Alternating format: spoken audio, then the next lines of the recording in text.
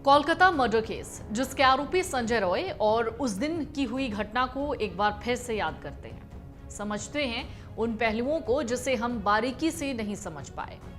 9 अगस्त से लेकर संदीप घोष की गिरफ्तारी तक के वो छोटे छोटे टुकड़े जिन्हें आप मिला लेंगे तो रेप मर्डर केस का आधा किस्सा समझ जाएंगे। फिर आप अपना फीडबैक भी हमें दीजिएगा।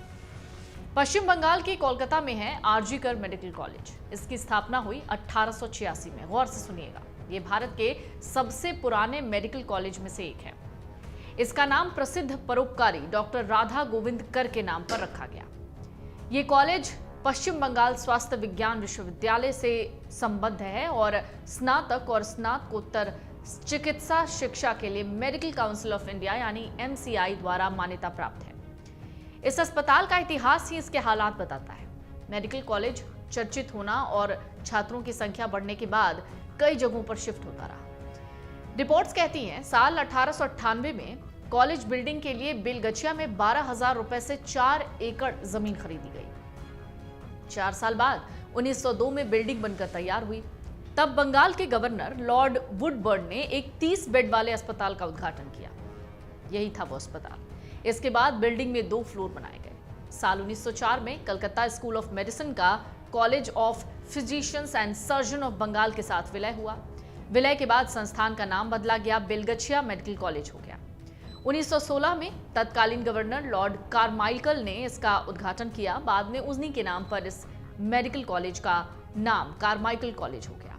इस बीच राधा गोविंद कर भी पिता की तरह मेडिसिन की किताबें लिखते रहे। साल 1918 में उनका निधन हुआ, लेकिन उनके निधन के बाद अस्पताल बड़ा होता गया, अलग अलग डिपार्टमेंट खुले। उनके निधन के 30 साल के बाद 1948 में बंगाल के तत्कालीन प्रीमियर बिधान चंद्र रॉय ने कारमाइकल कॉलेज का नाम बदला, आरजी कर मेडिकल कॉलेज रखा। आरजी कर मेडिकल कॉलेज का पूरा नाम है राधा गोविंद मेडिकल कॉलेज। और फिर इसे एक दशक बाद ये एक सरकारी मेडिकल कॉलेज बना दिया गया। इस अस्पताल पर इससे पहले भी कई बार कालिक पुत चुकी है, चाहे वो 2001 में हुआ सौमित्र मर्डर केस हो या 2003 का अरिजित दत्ता सुसाइड केस, 2016, 2020 और 2023 और अब 2024। ये वो साल हैं जब किसी न किसी की इस अस्पताल में संदेहास्पद मौत होती रही है। चलिए अब lady doctor rape murder case पर आते हैं। आरोपी संजय रॉय साल 2016 में इसी अस्पताल में आता है, वो भी एक कुक के तौर पर। यहाँ वो रसोइये का काम करता था। फिर 1 साल के बाद वो यहाँ से गायब हो जाता है। कुछ मीडिया रिपोर्ट्स इसी का दावा करती हैं। कहा गया 3 साल बाद वो फिर से लौटता है और इस बार वो सिविक वॉलंटियर बन के आता है। दरअसल वेस्ट बंगाल में यानी कोलकाता में या फिर पूरे बंगाल में पुलिस की सपोर्ट के लिए एक सिविक वॉलंटियर रखा जाता है। यहाँ वो जम के ऊपरी कमाई करता था। संजय रॉय जब सिविक वॉलंटियर बना तो उसने खूब उगाही करनी शुरू कर दी। जुगाड़ से पेशेंट को बेड दिलवाता, उनसे मोटी रकम वसूलता। दिलचस्प बात दरअसल ये है कि संजय रॉय बॉक्सर भी रहा है। कुल मिलाकर संजय रॉय पुलिस की सपोर्ट से ज्यादा उगाही का काम करता था।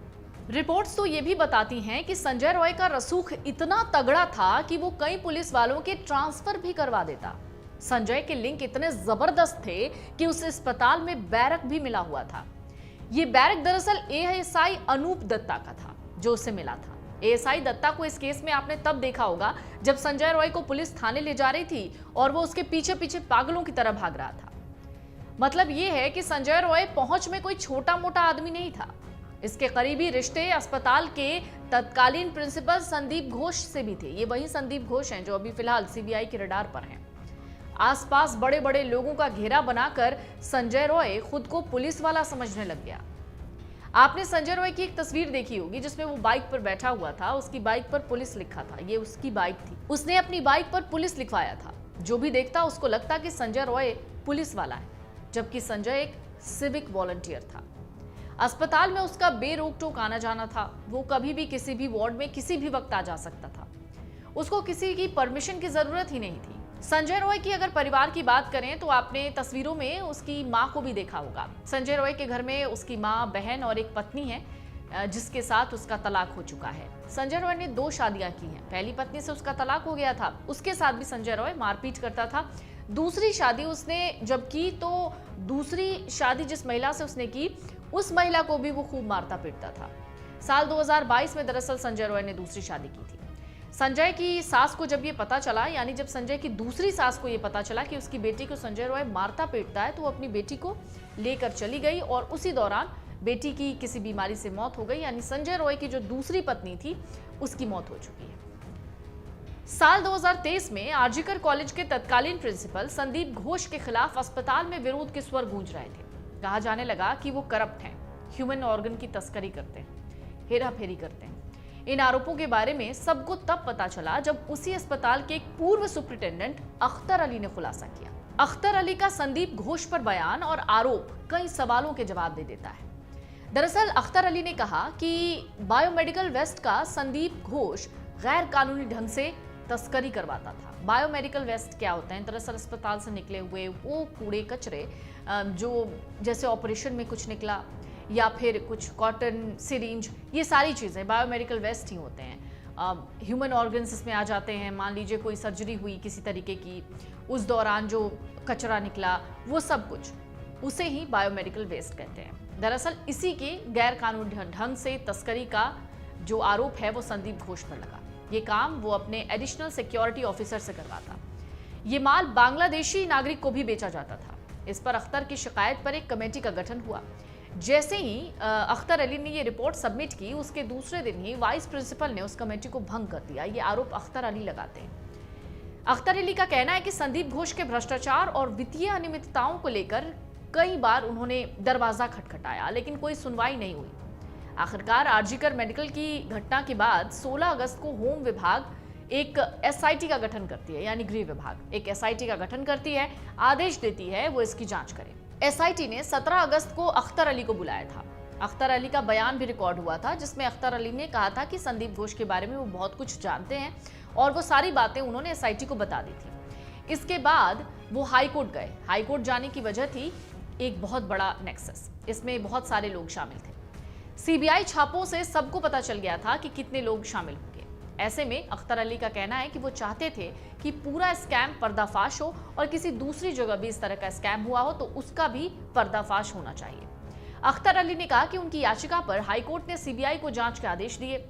साथ ही एसआईटी को आदेश दिया कि मामला सीबीआई को सौंपा जाए। इसके बाद सीबीआई एक्शन में आई। हाईकोर्ट ने सीबीआई को आदेश दिया कि 21 दिन के अंदर रिपोर्ट दाखिल किया जाए। अख्तर अली खुलासा करते हैं, कहते हैं कि कोई भी टेंडर निकले, संदीप घोष उसमें 20% का कमीशन खाता। पैसे देने वाले को टेंडर दिया जाता था, भले ही वो अहर्ताएं पूरी ना करता हो। अस्पताल में कैंटीन को किराए पर देता था।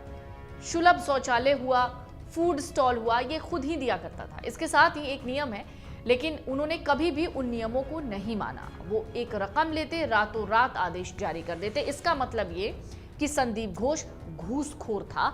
ये आरोप सब लगा रहे हैं और अख्तर अली का भी यही बयान था। यही बयान अख्तर अली ने पुलिस के सामने भी दिया है। मानव अंगों की तस्करी के बारे में उन्होंने ये कहा कि इस बारे में उनको कोई जानकारी नहीं है, लेकिन शवों को बेचने के बारे में उनके पास शिकायत आई थी। उनका कहना है कि इसकी शिकायत एचओडी को भी उन्होंने की थी। एचओडी ने डायरेक्टर ऑफ मेडिकल एजुकेशन को भी शिकायत दी। जिस दिन शिकायत की गई उसी दिन एचओडी का तबादला हुआ। मानवाधिकार संगठन ने भी इस पर कार्रवाई की, इसकी जांच की। रिश्तेदारों ने अपने परिजनों के शवों को बेचने की लिखित शिकायत की थी, लेकिन कुछ भी कार्रवाई नहीं हुई। हाईकोर्ट में एक जनहित याचिका भी डाली गई थी। ये इतने रसूख वाले थे कि इनके खिलाफ कोई कार्रवाई होती ही नहीं थी। एक और गंभीर बात जो संदीप घोष ने कही, वो पोर्न फिल्मों को लेकर कही थी। उन्होंने कहा कि पोर्न फिल्मों के बारे में उनको कोई जानकारी नहीं है, लेकिन संदीप का करीब 15 जूनियर डॉक्टरों का एक गैंग था जो कॉलेज के गेस्ट हाउस में लड़कियां लेकर आते थे। वो यहाँ शराब पीते थे। बाहर से भी कुछ लोग आते, उनके लिए रंगीन महफिलें सजती, यहाँ पर भी उनको शराब परोसी जाती थी। यही गैंग विद्यार्थियों को पास और फेल करता था, फिर उनसे पैसे लेता। विद्यार्थियों को अनैतिक काम करने के लिए मजबूर किया जाता था। उन्होंने ये भी बताया कि गेस्ट हाउस में सीसीटीवी कैमरे लगे थे। उन्होंने कहा कि जब सीसीटीवी कैमरे उन्होंने नहीं देखे तो इसके खिलाफ उन्होंने आवाज उठाई। एक और बड़ी बात जो अख्तर अली कहते हैं, वो कहते हैं कि जो भी उनके खिलाफ बोलता उसका तबादला हो जाता था। ऐसा ही संजय रॉय के साथ भी होता था। संजय रॉय के खिलाफ अगर कोई बोलता था या उसी विभाग में कोई कुछ कहता था या विरोध करता था तो संजय रॉय उसका तबादला करवा देता था। ये भी कई रिपोर्ट्स में इसका खुलासा हुआ है। अच्छे अच्छे डॉक्टरों का रातों रात तबादला हो जाता। तबादला कराना संदीप घोष के भी बाएं हाथ का खेल हो चुका था। उसका दरअसल एक नेक्सस था, एक गैंग था। विद्यार्थियों को उनके गैंग में शामिल होने के लिए दबाव बनाया जाता, नाजायज काम करने के लिए दबाव डाला जाता था, नहीं तो उनको फेल करवा दिया जाता था, सर्टिफिकेट नहीं दिया जाता था, बच्चों को प्रताड़ित करते थे। वो एक तानाशाह की तरह कॉलेज चलाता था, उसको तानाशाह कह सकते हैं। ये बातें अख्तर अली ने कही हैं। अख्तर अली ने कहा कि जब उनका तबादला होता था तो वो प्रिंसिपल ऑफिस में ताला लगा देते थे, लेकिन सरकार भी कोई कार्रवाई नहीं करती थी। दूसरे प्रिंसिपल ताला लगे कमरों में कैसे घुसे, उनके अंदर हिम्मत कहाँ से आती, ये सब कभी नहीं समझ पाए। उनको सरकारी आदेश से भी कोई लेना देना नहीं था। अब इन बयानों से समझिए कि संदीप घोष कितना बड़ा गुंडा था, ये किस तरह की गुंडागर्दी करता था। उन्होंने कहा, अख्तर अली का बयान है कि एक नेक्सस है, इस पर से पर्दा उठाना बहुत जरूरी है, विद्यार्थियों के लिए बहुत जरूरी है। इनके निशाने पर विद्यार्थी हुआ करते थे। अख्तर अली का खुलासा ये भी था कि ये कोई छोटा भ्रष्टाचार नहीं है, ये बहुत लंबा है, बड़ा भ्रष्टाचार है, सीबीआई इसकी जांच कर रही है। जब वो रिपोर्ट जमा होगी तो वास्तविकता पता चल जाएगी। उन्होंने लाखों का नहीं, करोड़ों अरबों का घोटाला किया है। जैसे एक वाटर प्यूरिफाई एक्वागार्ड जो करीब 15,000 में आता है, उन्होंने एक एक्वागार्ड 42 हज़ार में लगवाया। जो भी सामान आता वो निश्चित सप्लायर से ही आता था। उन्होंने 2 रुपए की चीज का भुगतान 10 रुपए में किया। ये सरकारी पैसों का दुरुपयोग था। देश की जनता का पैसा, टैक्स का पैसा, पेट काट कर जो लोग जमा करते हैं पैसा, उनका पैसा, इस उम्मीद के साथ कि इन जैसे लोग उसका गलत इस्तेमाल करेंगे। क्या ये कोई सोचता है? इसकी सजा मिलनी चाहिए। अख्तर अली ने भी कहा कि जब उन्होंने आवाज उठाई तो उनकी सर्विस ब्रेक हो गई, उन्हें पेंशन नहीं मिलेगा ऐसा कह दिया गया, उन्हें नौकरी के लिए धमकाया गया, जान से मारने की धमकी दी गई, कई ऐसे खुलासे। उन्होंने कहा कि जहां ईमानदार व्यक्ति की जरूरत होती है वहां नौकरी मिल जाएगी। वो ये भी कह रहे हैं कि आज भी उन्हें नहीं मालूम कि वो लड़ाई लड़ रहे हैं, कल उन्हें निलंबित कर दिया जाए। कुछ और मीडिया रिपोर्ट से दावा करती हैं कि संजय रॉय ने एक महिला को खूब परेशान किया था। दरअसल ये महिला अपने बच्चे को दिखाने के लिए इस अस्पताल में आई थी और जब वो महिला आई उस अस्पताल में अपने बच्चे को दिखाने के लिए, संजय रॉय उसको मिला। संजय रॉय ने उससे 1-2-4 बातें की, उसके बच्चे को बेड दिलवाया। उसके बाद संजय रॉय की जो नीयत थी उस महिला पर बिगड़ गई। उस महिला का पीछा करने लगा संजय रॉय। संजय रॉय के खिलाफ उस महिला ने पुलिस में कंप्लेन की, FIR दर्ज कराया। बावजूद इसके संजय रॉय का कुछ भी नहीं बिगड़ा। अगर पुलिस चाहती तो उसी वक्त संजय रॉय पर एक्शन ले सकती थी और शायद आज वो लेडी डॉक्टर जिंदा होती। खैर, संजय रॉय ने पॉलीग्राफ टेस्ट में बहुत सारी बातें कबूल की। उसने उस घटना का जिक्र किया जब वो पहले रेड लाइट एरिया में गया था। आरजीकर हॉस्पिटल में जघन्य हत्या को अंजाम देने के बाद वो अपने दोस्त के घर गया। उसका ये दोस्त कोलकाता पुलिस का अफसर है। संजय रॉय की गिरफ्तारी से पहले और बाद में जिस तरह एक के बाद एक वारदात की कड़ियां खुली, जुड़ती चली गई, उसने न सिर्फ वारदात के सच को कहा बल्कि संजय रॉय के कनेक्शन को साफ कर दिया।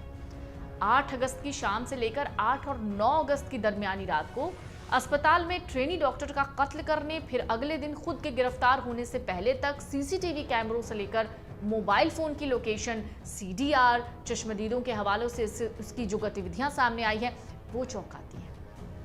9 अगस्त को डॉक्टर के कत्ल की खबर मिलने पर कोलकाता पुलिस मामले की जांच शुरू कर चुकी थी।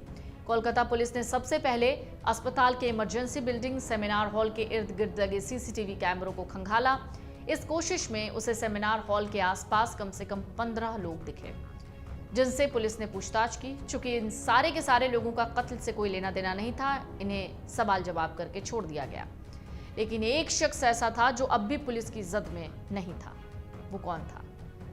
दरअसल यही वो शख्स था जो वारदात को अंजाम देने के बाद पुलिस के बैरक में जाकर सो गया था, वो भी नशे में धुत होकर। चूंकि अब तक पुलिस ट्रेनी डॉक्टर के कत्ल की टाइमिंग मोटे तौर पर पता कर चुकी थी, उसने 8 और 9 अगस्त की रात 3 से 4 बजे के बीच की सीसीटीवी फुटेज पर अपना ध्यान लगाया।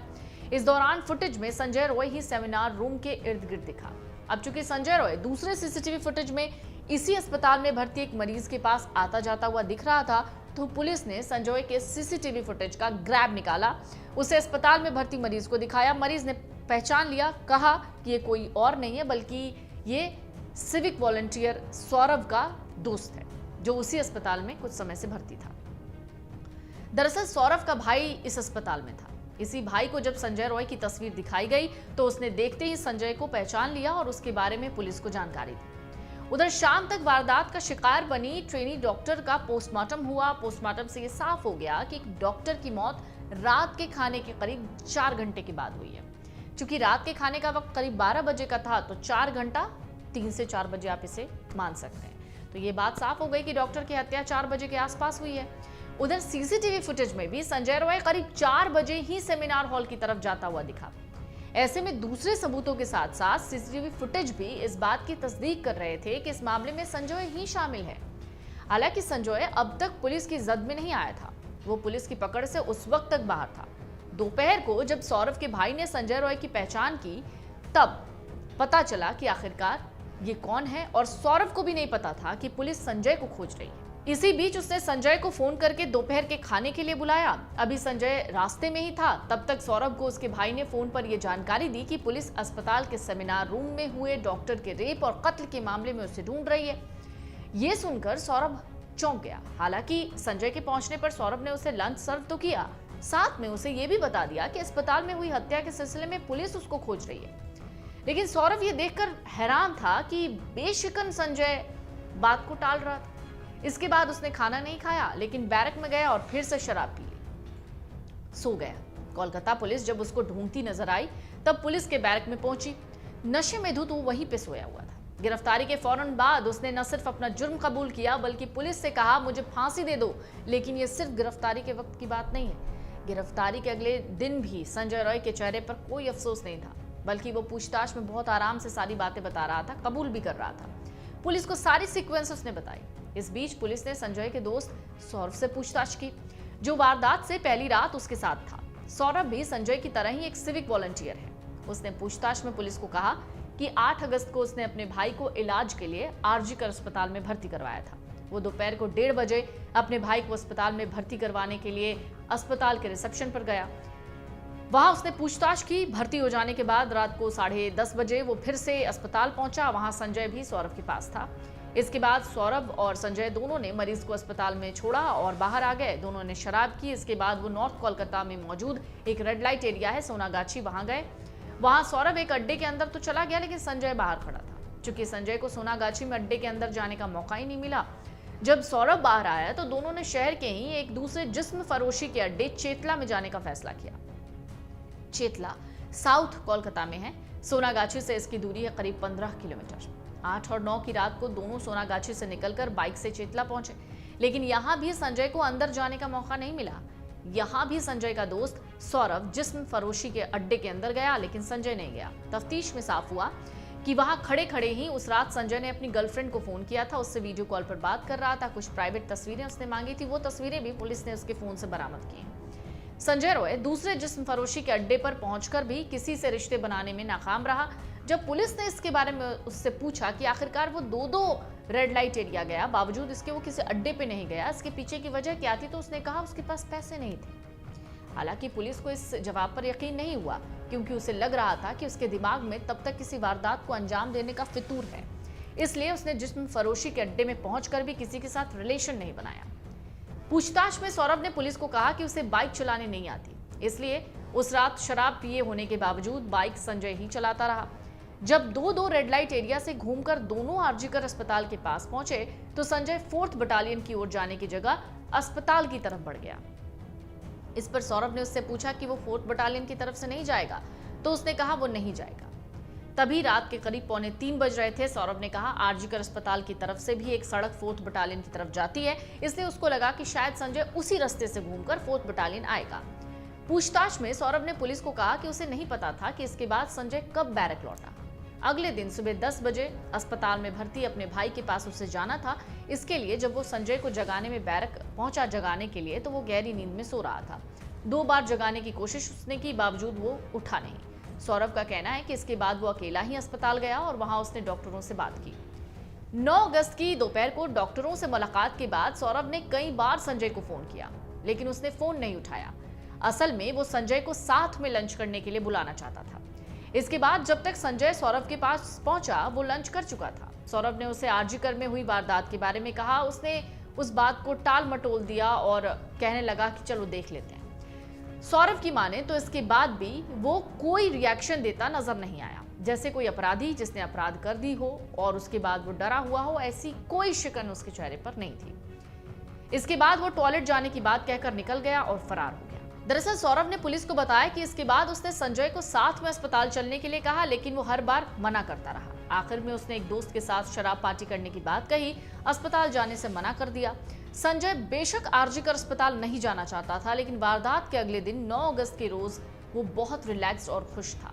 उसे 9 अगस्त की रात 12 बजे ये पता चला कि पुलिस संजय को उस केस में गिरफ्तार करना चाहती है। उसने संजय को कई बार फोन किया। फिलहाल कोलकाता के आरजीकर मेडिकल कॉलेज और अस्पताल में हुए रेप और मर्डर का मुलजिम संजय रॉय जेल में है। कोलकाता में आरजीकर मेडिकल कॉलेज में डॉक्टर की रेप के बाद हत्या के मामले में बड़ी जानकारी भी सामने आई। केंद्रीय जांच ब्यूरो सीबीआई ने मामले में गैंगरेप की संभावना को खारिज किया। सीबीआई ने साक्ष्यों के हवाले से बताया, आरजीकर अस्पताल में हुए बलात्कार और हत्या में केवल संजय रॉय ही शामिल था। कुछ मीडिया रिपोर्ट्स दावा कहती हैं केंद्रीय जांच ब्यूरो यानी सीबीआई के सूत्र का कहना है जांच अपने अंतिम चरण में है। सीबीआई मामले में अब तक करीब 100 से ज्यादा लोगों के बयान दर्ज कर चुकी है। सीबीआई ने 100 से ज्यादा लोगों से पूछताछ की है, 10 लोगों के पॉलीग्राफ टेस्ट किए हैं। सीबीआई के पास ये मानने का कोई कारण नहीं कि डॉक्टर के साथ बलात्कार और हत्या में बाकी लोग भी शामिल थे। एजेंसी ने 3 गिरफ्तारियां की हैं, जिनमें सबसे बड़ी गिरफ्तारी डॉक्टर घोष की है, जिसने हत्या के कुछ दिनों बाद नैतिक आधार पर पद छोड़ दिया था। दरअसल संदीप घोष को वहां से भी हटा दिया गया और अब इंडियन मेडिकल एसोसिएशन ने संदीप घोष को सस्पेंड भी कर दिया है। अब इन सब के बीच में ये कहानी बहुत हद तक साफ हो जाती है कि संजय रॉय किस मानसिकता का आदमी था, किस क्रिमिनल माइंड का था और वो इस पूरी वारदात को कितनी आसानी से अंजाम दे सकता था। संदीप घोष का इसमें क्या रोल था, संदीप घोष किस तरीके से भ्रष्टाचार में लिप्त था, गलत काम करता था, स्टूडेंट्स पर दबाव बनाता था, उसने अपना नेक्सस बना रखा था। कई लोगों को जब संदीप घोष की सच्चाई पता चल चुकी थी तो संदीप घोष उसका तबादला कर देता था। बावजूद इसके क्या ऐसा हो सकता है कि उस लेडी डॉक्टर को संदीप घोष की या अस्पताल की कुछ ऐसी बात पता चल गई हो जो शायद किसी को पता नहीं थी। अगर आप ये वीडियो YouTube पर देख रहे हैं तो हमारे चैनल को सब्सक्राइब करें और बेल आइकन को दबाना ना भूलें। अगर आप Facebook पर ये वीडियो देख रहे हैं तो हमारे पेज को लाइक करें।